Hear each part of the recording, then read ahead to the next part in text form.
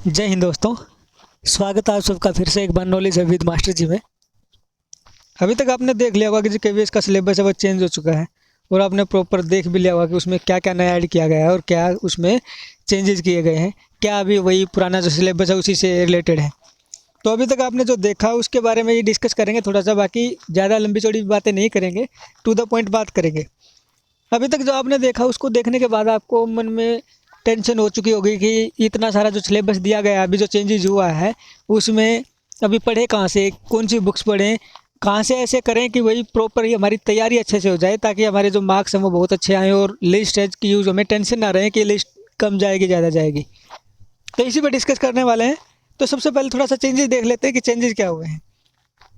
सबसे पहले चेंज है कि इस सिलेबस का जो नए पैटर्न के अनुसार हमारा जो 180 नंबर का एग्जाम हो चुका है, इसमें 180 क्वेश्चन ही आएंगे, 1 मार्क्स का 1 रहेगा। साइकोलॉजी 20 नंबर की आती थी, 60 नंबर की कर दी गई है। मैथ और ईवीएस में क्या है, पहले भी आते थे लेकिन अब की बार कर दिया गया है कि जो पहली से 5वीं तक के जो सिलेबस है उसके टॉपिक उठाकर डिफ़िकल्टी लेवल +2 लेवल तक का रखा जाएगा। ये सब अभी उसमें दिया गया है। इसके साथ ही कंप्यूटर को 5 नंबर का कर दिया गया है, रीजनिंग को 5 नंबर का, और जीएस और करंट मिला के 10 नंबर की रहेगी। ये हमारा अभी लेटेस्ट जो हमारा सिलेबस है केवीएस का। तो अभी फिर क्या करें, अभी पढ़े कहाँ से, बात ये है ना मेन। तो इसके लिए देखो, आप सीधी सी आपको बात बताता हूँ, ज़्यादा कुछ बुक्स नहीं उठानी है कि आप कभी कोई बुक उठाकर पढ़ रहे हो, कभी कोई बुक उठाकर पढ़ रहे हो, किसी ने बता दिया उस राइटर की बुक्स अच्छी है, किसी ने बता दिया उस राइटर की बुक्स अच्छी है, कुछ मत पढ़ो। एक काम करो, डायरेक्ट सीधा, अगर आप सेल्फ स्टडी करना चाहते हैं, कहीं से नहीं पढ़ना चाहते, ना यूट्यूब से ना किसी का कोर्स परचेज करके पढ़ना चाहते हैं, तो आप एक काम कर लीजिए, आप डायरेक्ट ना एनआईओएस की बुक उठाओ, या फिर इसके साथ साथ आप इग्नू की उठा सकते हैं। IGNOU IGNOU, Indira Gandhi national open university, उसकी कोई भी बुक उठा के आप डीएड का जो सिलेबस है, यानी डिप्लोमा इन एजुकेशन, जेबीटी की बात कर रहे हैं हम, जेबीटी का जो सिलेबस है वो बुक उठाइए और वहाँ से करिए, वहाँ से ये टॉपिक मैच कीजिए।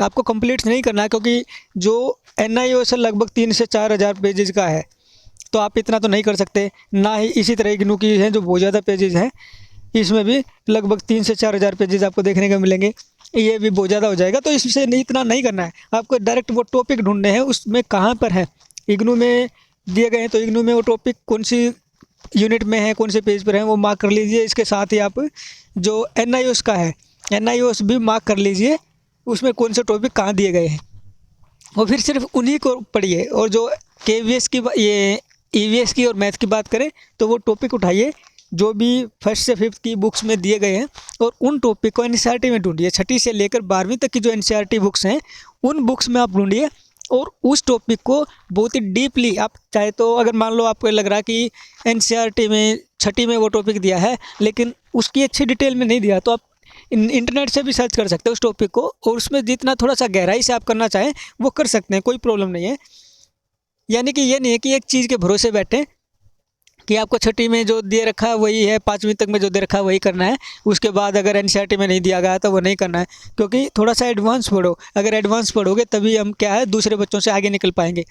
वो चीज़ें जो एनसीईआरटी वगैरह तो सब करेंगे, तो फिर आप में और उन बच्चों में डिफरेंस क्या रहेगा। तो डिफरेंस करने के लिए, अपने आपको ऊपर लेकर जाने के लिए थोड़ा सा अलग पढ़ो, स्मार्ट वे में पढ़ो, तो थोड़ा सा एक्स्ट्रा ज़रूरी है। तो उसके लिए आप नेट की सहायता ले सकते हैं। ईवीएस वगैरह में मैथ आप कहीं से भी कर सकते हैं। वो टॉपिक उठाइए 10वीं से 12वीं तक, पहले अगर बेस क्लियर नहीं है तो 6ठी से 10वीं तक का जो मैथ है उसमें बेस क्लियर करिए उन टॉपिक्स का जो 1ली से 5वीं तक में दिए गए हैं। इसके अलावा आप कोई भी फिर मैथ की बुक उठा के उसको प्रैक्टिस कर सकते हैं। उसमें आपको मैथ के लिए स्पेसिफिक कोई बुक्स की आवश्यकता नहीं होगी। बस कोई भी जो कंपटीशन की बुक होती है ना, एसएससी की उठाओ, डीएसएसबी की उठाओ, कोई भी बुक उठाओ, लेकिन चैप्टर वही रखो जो आपको 1ली से 5वीं तक है, और उसकी प्रैक्टिस करते रहो।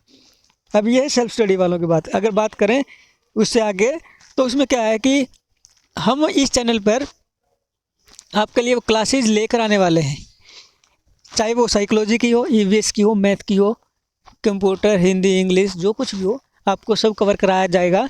और आपका कोई पैसा नहीं होगा, कोई रजिस्ट्रेशन नहीं करवाना, जस्ट आपको एक काम करना है, वो है चैनल को सब्सक्राइब। चैनल को सब्सक्राइब कर लीजिए, और चैनल को सब्सक्राइब करने के साथ जो बेल आइकन है वो दबा लीजिए, बेल आइकन, ताकि आपको जो क्लासेस स्टार्ट हो तो आपको उसकी नोटिफिकेशन मिल जाएगी। इसमें हम क्या है अभी थोड़ा सा इस पे सर्च कर रहे हैं कि ये जो टॉपिक हैं वो कहाँ से आपको कराया जाए, और एक कंटेंट होता ना कि NIOS है, DED है, या कौन सी बुक से आपको कराया जाए वो बता दिया जाएगा, ताकि आपको सर्च ही किया जा रहा है अभी।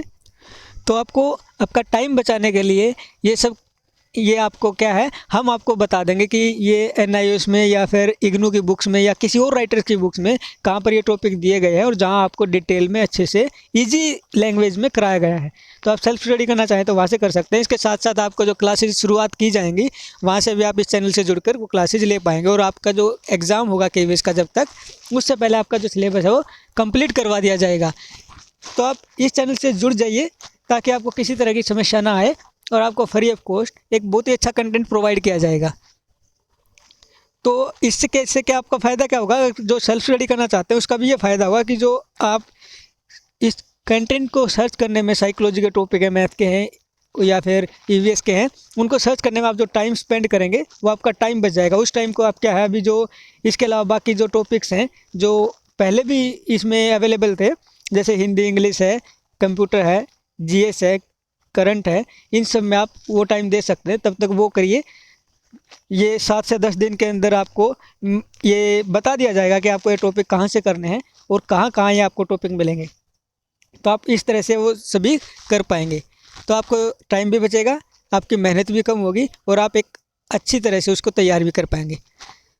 और इसी के आपकी मेहनत बचाने के लिए, आपको टाइम बचाने के लिए और आपकी प्रिपरेशन के लिए हम भी ये मेहनत कर रहे हैं, और उन टॉपिक्स को थोड़ा सा रिसर्च किया जा रहा है उन पर कि कहाँ से आपको बेस्ट मिल सकते हैं। तो बस इतनी सी आपको बात बतानी थी, ताकि आपका जो प्रेशर है वो थोड़ा सा कम हो, कहाँ से पढ़ना चाहिए, कहाँ से नहीं पढ़ना चाहिए। आप ज़्यादा बुक्स पे ध्यान मत दीजिए कि अरिहंत उठा लो या वो उठा लो। ज़्यादा राइटर के चक्कर में, ज़्यादा बुक्स के चक्कर में फंसोगे तो अपनी तैयारी ख़राब करोगे अच्छी करने के बजाय। तो NCERT बेस पढ़ाएंगे, वो आपको जो पढ़ाएंगे यहाँ पे सारा NCERT बेस होगा, क्योंकि जो कंपटीशन की क्लासेज होती हैं जितनी भी होती हैं सभी NCERT बेस ही होती हैं, वहीं से पूछा जाता है। दूसरे राइटर के बेस पे अगर आपको चैलेंज करोगे आंसर की तो वो आपको एक्सेप्ट भी नहीं करेंगे, बट NCERT बेस पर अगर आप कोई चीज़ चैलेंज करते हैं तो वो आपको एक्सेप्ट किया जाता है चैलेंज। तो इसीलिए NCERT बहुत ज़रूरी है, और NCERT से ही पढ़ना आपको चाहिए, और वही हमारे लिए बेनिफिशियल रहेगा। तो चलिए इसी के साथ वीडियो का अंत करते हैं, और आपको चैनल को सब्सक्राइब करना ना भूलें, और बेल आइकन दबा लें, ताकि जैसे ही हम क्लासेस स्टार्ट करें तो आपको नोटिफिकेशन मिल जाए। उससे पहले आपको पोस्ट के माध्यम से, या फिर हो सके तो मैं आपको पहले क्लास 1 डाल कर ये बता दूंगा कि उस दिन से हम क्लास स्टार्ट कर रहे हैं। तो ठीक है, अभी आप अपने दिमाग को शांत रखें, टेंशन ना लें, और किसी भी तरह की टेंशन ना लें। आपकी जो भी प्रॉब्लम है, आपका जो भी सिलेबस कवर करवाना, वो हमारी जिम्मेवारी है। तो इसी के साथ मिलते हैं नेक्स्ट वीडियो में, तब तक के लिए जय हिंद, जय।